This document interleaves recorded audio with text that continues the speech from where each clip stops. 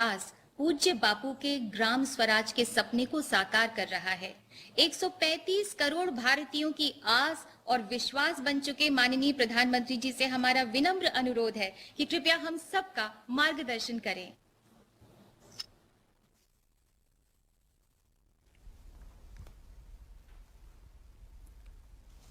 नमस्कार जी।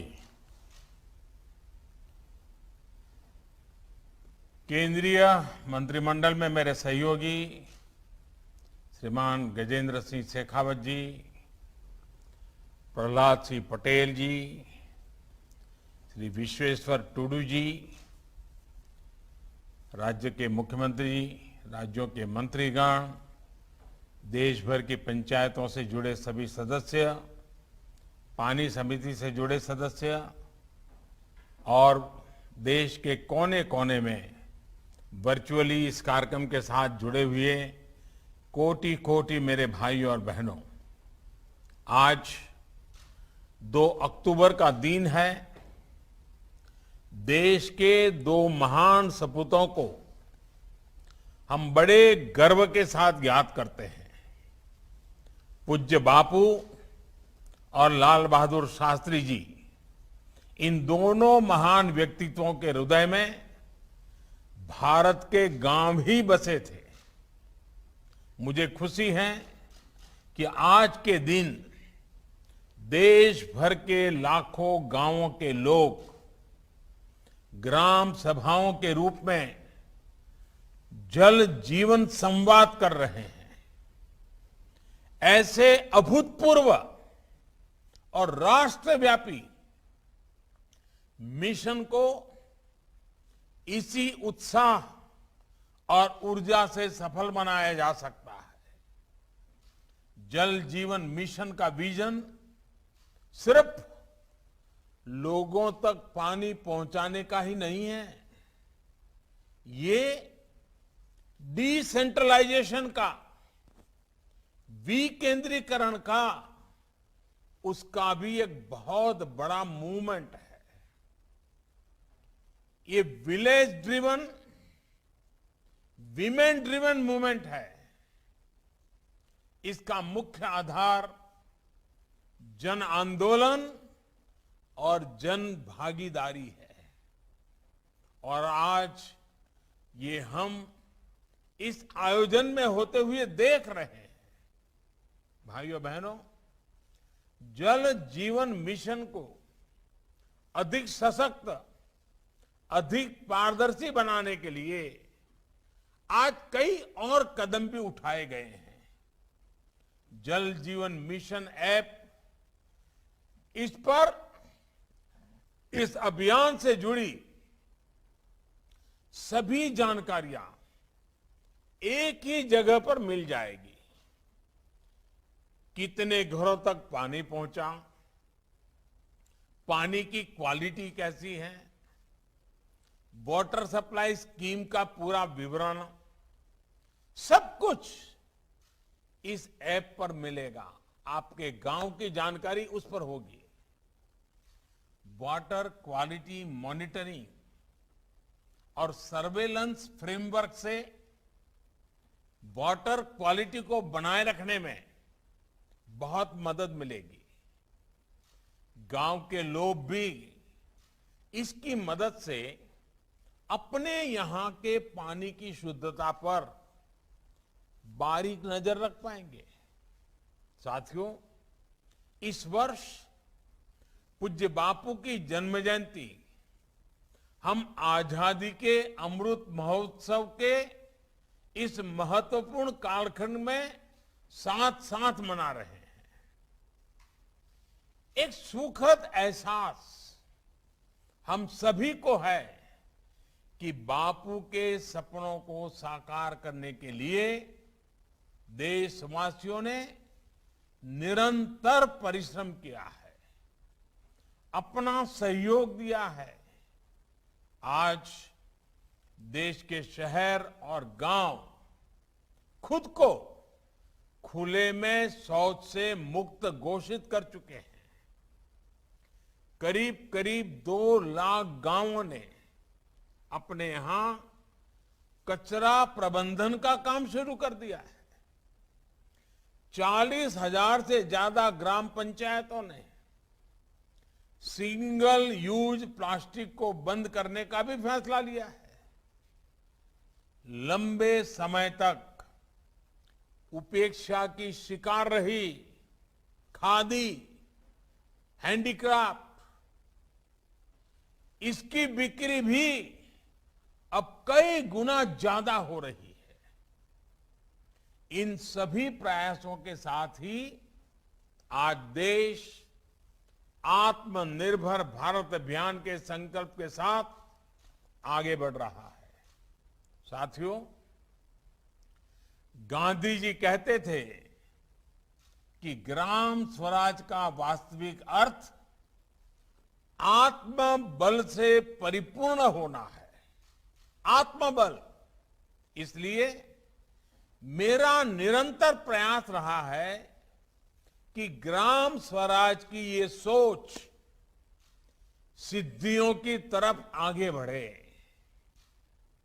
गुजरात में अपने लंबे सेवा काल के दौरान मुझे ग्राम स्वराज के विजन को जमीन पर उतारने का अवसर मिला है। निर्मल गांव के संकल्प के साथ खुले में शौच से मुक्ति, जल मंदिर अभियान के माध्यम से गांव की पुरानी बावड़ियों को पुनर्जीवित करना, ज्योतिर्ग्राम योजना के तहत गांव में 24 घंटे बिजली पहुंचाना, तीर्थग्राम योजना के तहत गांव में दंगे फिसाद के बदले में सौहार्द को प्रोत्साहन देना, ई ग्राम और ब्रॉडबैंड से सभी ग्राम पंचायतों की कनेक्टिविटी, ऐसे अनेक प्रयासों से गांव और गांव की व्यवस्थाओं को राज्य के विकास का मुख्य आधार बनाया गया। बीते 2 दशकों में गुजरात को ऐसी योजनाओं के लिए, विशेषकर पानी के क्षेत्र में बेहतरीन काम करने के लिए राष्ट्रीय भी और अंतर्राष्ट्रीय संस्थानों से भी अनेकों अवार्ड भी मिले हैं। साथियों, 2014 में जब देश ने मुझे ये नया दायित्व दिया तो मुझे गुजरात में ग्राम स्वराज के अनुभवों का राष्ट्रीय स्तर पर विस्तार करने का अवसर मिला। ग्राम स्वराज का मतलब सिर्फ पंचायतों में चुनाव कराना, पंच सरपंच चुनना, इतना ही नहीं होता है। ग्राम स्वराज का असली लाभ तभी मिलेगा जब गांव में रहने वालों की गांव के विकास कार्यों से जुड़ी प्लानिंग और मैनेजमेंट तक में सक्रिय सहभागिता हो। इसी लक्ष्य के साथ सरकार द्वारा विशेषकर जल और स्वच्छता के लिए 2.25 लाख करोड़ रुपए से ज्यादा की राशि सीधे ग्राम पंचायतों को दी गई है। आज एक तरफ जहां ग्राम पंचायतों को ज्यादा से ज्यादा अधिकार दिए जा रहे हैं, दूसरी तरफ पारदर्शिता का भी पूरा ध्यान रखा जा रहा है। ग्राम स्वराज को लेकर केंद्र सरकार की प्रतिबद्धता का एक बड़ा प्रमाण जल जीवन मिशन और पानी समितियां भी है। साथियों, हमने बहुत सी ऐसी फिल्में देखी हैं, कहानियां पढ़ी हैं, कविताएं पढ़ी हैं, जिनमें विस्तार से ये बताया जाता है कि कैसे गांव की महिलाएं और बच्चे पानी लेने के लिए मीलों मीलों दूर चलकर जा रहे हैं। कुछ लोगों के मन में गांव का नाम लेते ही ऐसी ही कठिनाइयों की तस्वीर उभरती है, लेकिन बहुत ही कम ही लोगों के मन में ये सवाल उठता है कि आखिर इन लोगों को हर रोज किसी नदी या तालाब तक क्यों जाना पड़ता है? आखिर क्यों नहीं पानी इन लोगों तक पहुंचता? मैं समझता हूं जिन लोगों पर लंबे समय तक नीति निर्धारण की जिम्मेदारी थी, उन्हें ये सवाल खुद से जरूर पूछना चाहिए था, लेकिन ये सवाल पूछा नहीं गया, क्योंकि ये लोग जिन स्थानों पर रहे वहां पानी की इतनी दिक्कत उन्होंने देखी नहीं थी। बिना पानी की जिंदगी का दर्द क्या होता है वो उन्हें पता ही नहीं था। घर में पानी, स्विमिंग पूल, उसमें भी पानी, सब जगह पानी पानी। ऐसे लोगों ने कभी गरीबी देखी ही नहीं थी, इसलिए गरीबी उनके लिए एक आकर्षण रही, लिटरेचर और बौद्धिक ज्ञान दिखाने का जरिया बन गई। इन लोगों में एक आदर्श गांव के प्रति मोह होना चाहिए था, लेकिन ये लोग गांव के अभावों को ही पसंद करते रहे। मैं तो गुजरात जैसा राज्य से हूं जहां अधिकतर सूखे की स्थिति मैंने देखी है। मैंने ये भी देखा है कि पानी की एक एक बूंद का कितना महत्व होता है। इसलिए गुजरात का मुख्यमंत्री रहते हुए लोगों तक जल पहुंचाना और जल संरक्षण मेरी प्राथमिकताओं में रहे। हमने ना सिर्फ लोगों तक, किसानों तक पानी पहुंचाया, बल्कि ये भी सुनिश्चित किया कि भूजल स्तर बढ़े। ये एक बड़ी वजह रही कि प्रधानमंत्री बनने के बाद मैंने पानी से जुड़ी चुनौतियों पर लगातार काम किया है। आज जो नतीजे हमें मिल रहे हैं वो हर भारतीय को गर्व से भर देने वाले हैं। आजादी से लेकर 2019 तक हमारे देश में सिर्फ 3 करोड़ घरों तक ही नल से जल पहुंचता था। 2019 में जल जीवन मिशन शुरू होने के बाद से 5 करोड़ घरों को पानी के कनेक्शन से जोड़ा गया है। आज देश के लगभग 80 जिलों के करीब 1.25 लाख गांवों के हर घर में नल से जल पहुंच रहा है। यानी पिछले 7 दशकों में जो काम हुआ था, आज के भारत ने सिर्फ 2 साल में उससे भी ज्यादा काम करके दिखाया है।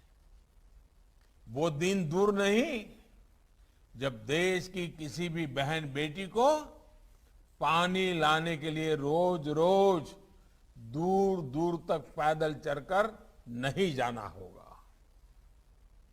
वो अपने समय का सदुपयोग अपनी बेहतरी, अपनी पढ़ाई लिखाई या अपने रोजगार पर उसको शुरू करने में कर पाएगी। भाइयों और बहनों, भारत के विकास में पानी की कमी बाधा न बने, इसके लिए काम करते रहना हम सभी का दायित्व है।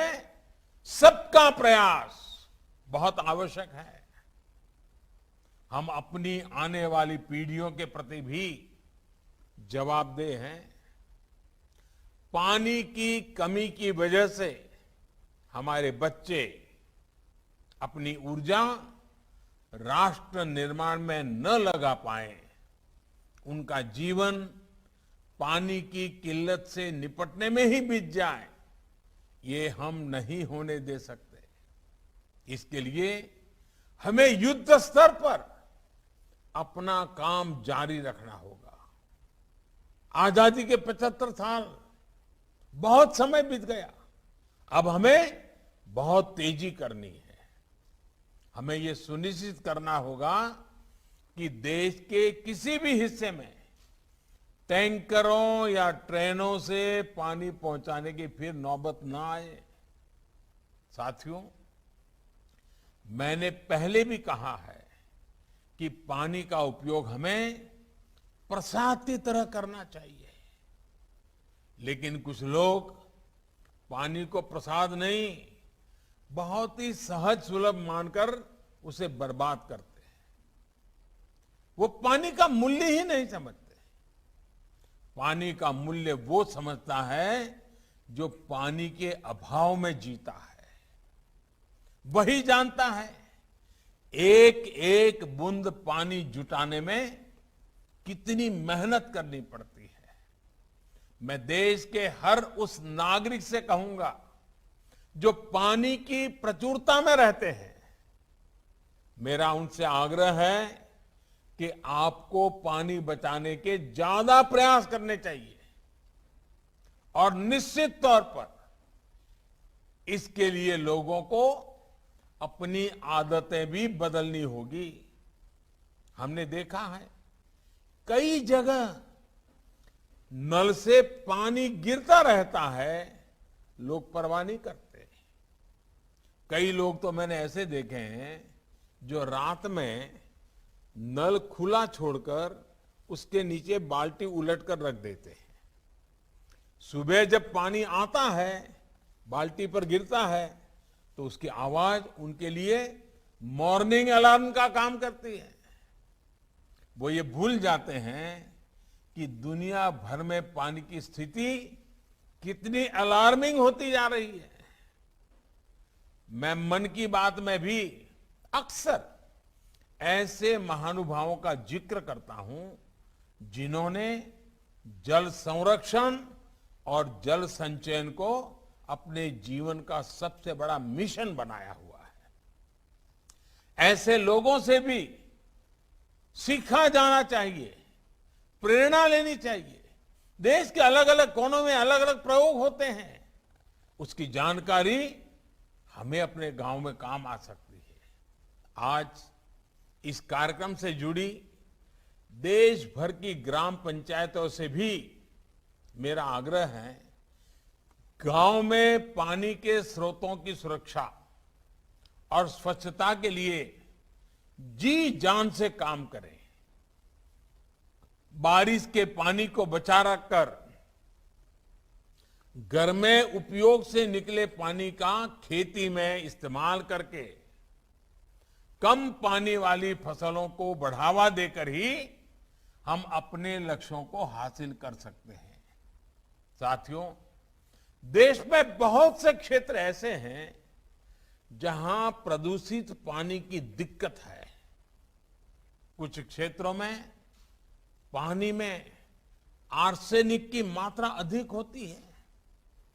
ऐसे क्षेत्रों में हर घर में पाइप से शुद्ध जल पहुंचना वहां के लोगों के जीवन को मिले सबसे बड़े आशीर्वाद की तरह है। एक समय इंसेफेलाइटिस, दिमागी बुखार से प्रभावित देश के 61 जिले में, 60 से अधिक जिले में नल कलेक्शन की संख्या सिर्फ 8 लाख थी।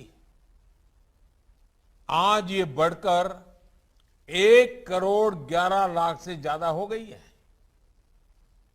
देश को जो जिले विकास की दौड़ में सबसे पीछे रह गए थे, जिन जिलों में विकास की एक अभूतपूर्व आकांक्षा है, वहां प्राथमिकता के आधार पर हर घर जल पहुंचाया जा रहा है।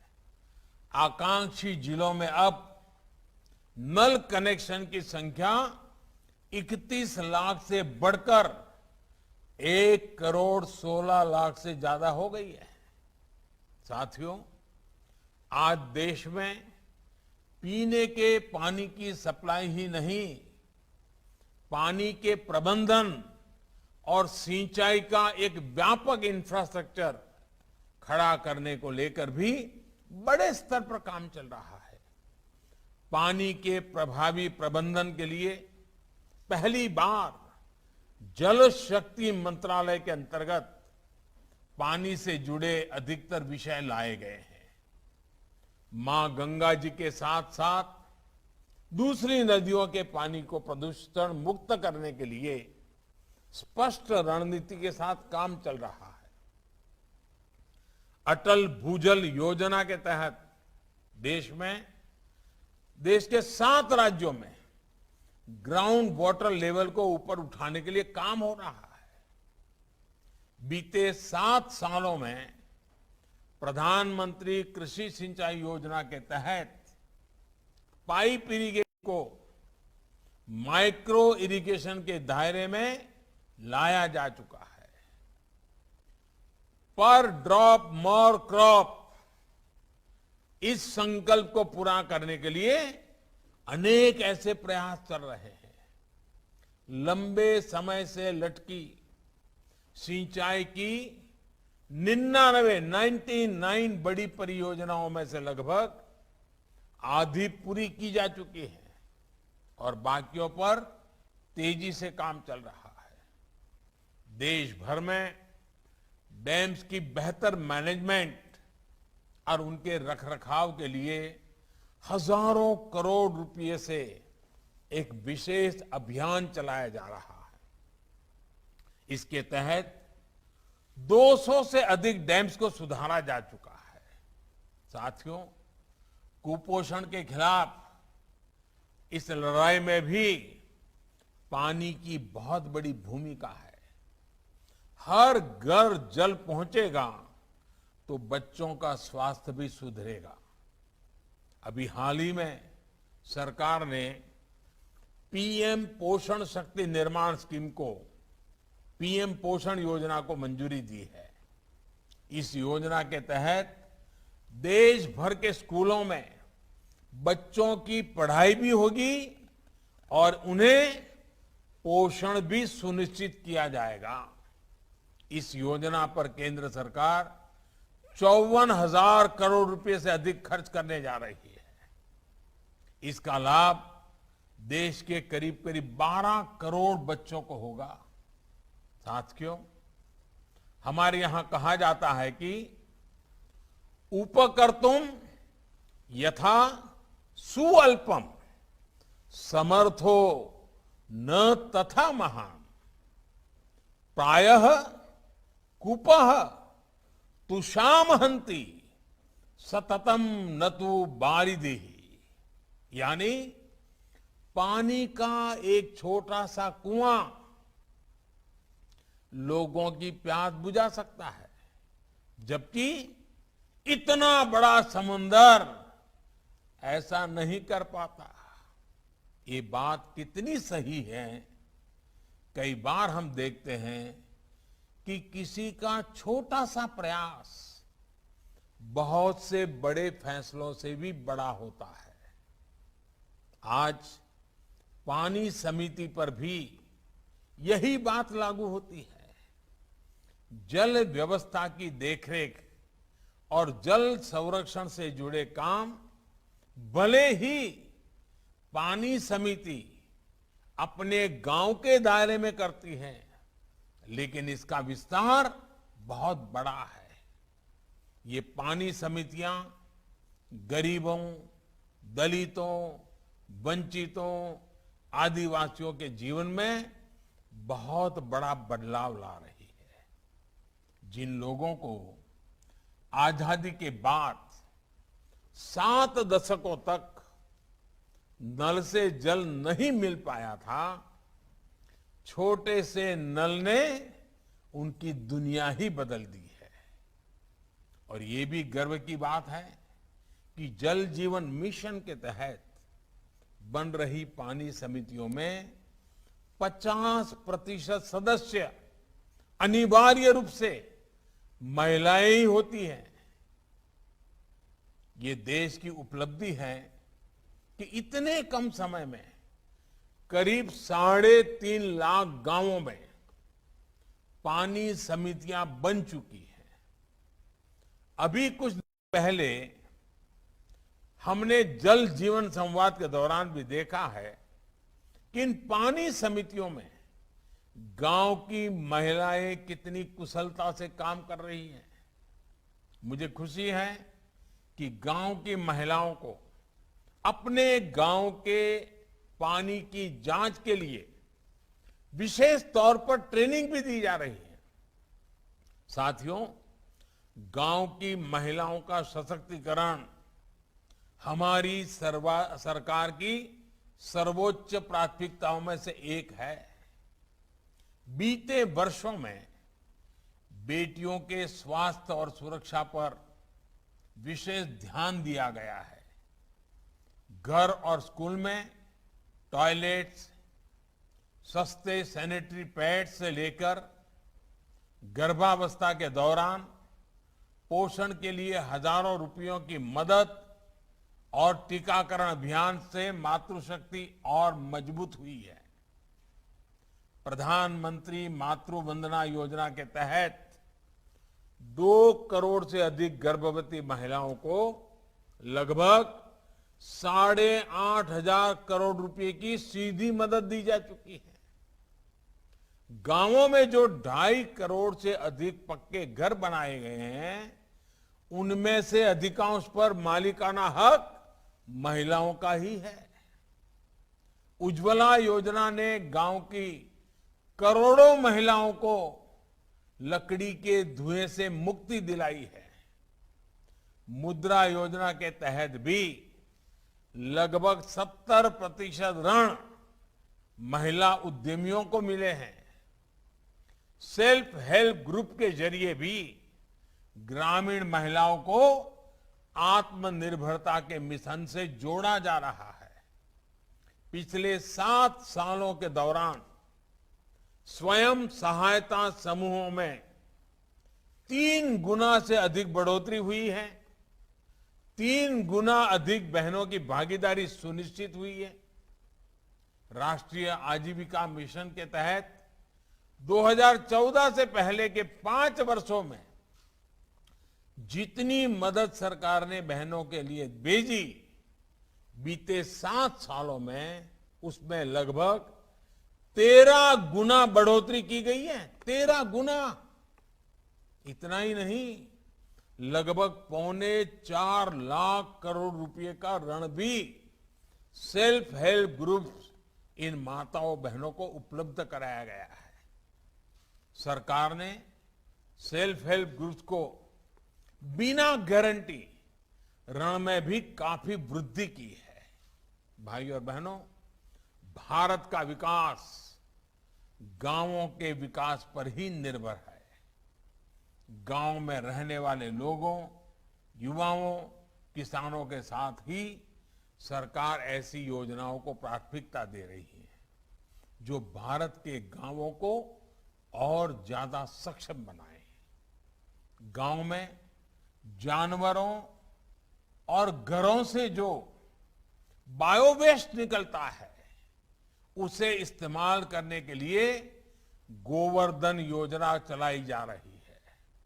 ये योजना के माध्यम से देश के 150 से ज्यादा जिलों में 300 से ज्यादा बायोगैस प्लांट का काम पूरा हो चुका है। गांव के लोगों को गांव में ही बेहतर प्राथमिक उपचार मिल सके, वो गांव में ही जरूरी टेस्ट करा सके, इसके लिए 1.5 लाख से ज्यादा हेल्थ एंड वेलनेस सेंटर बनाए जा रहे हैं।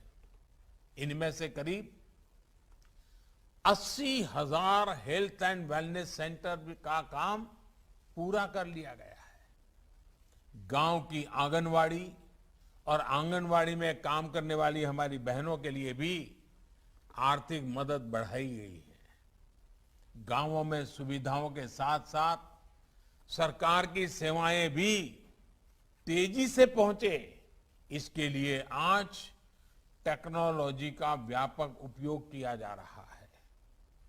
पीएम स्वामित्व योजना के तहत ड्रोन की मदद से मैपिंग कराकर गांव की जमीनों और घरों की इसके डिजिटल प्रॉपर्टी कार्ड तैयार किए जा रहे हैं।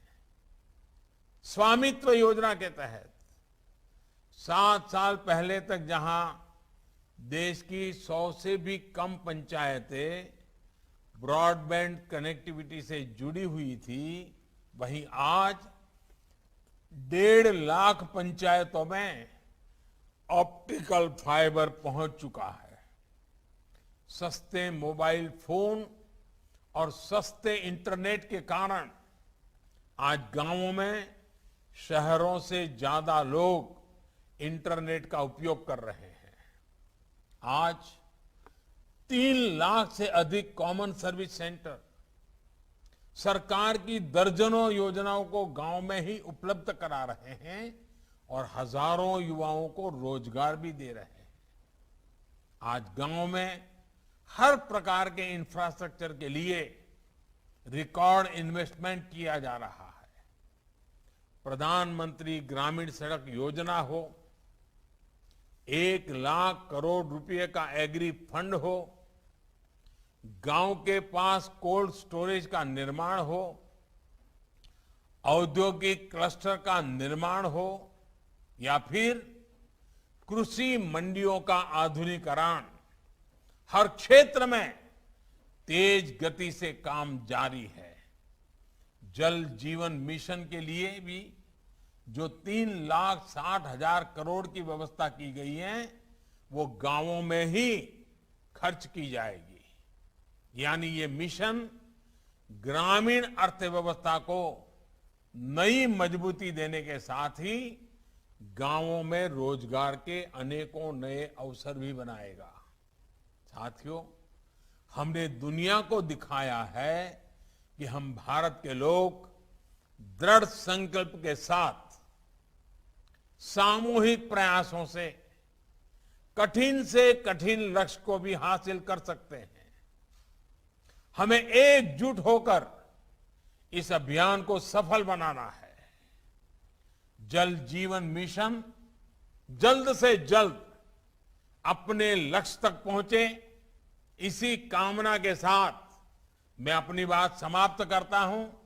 आप सभी को बहुत बहुत शुभकामनाएं। धन्यवाद।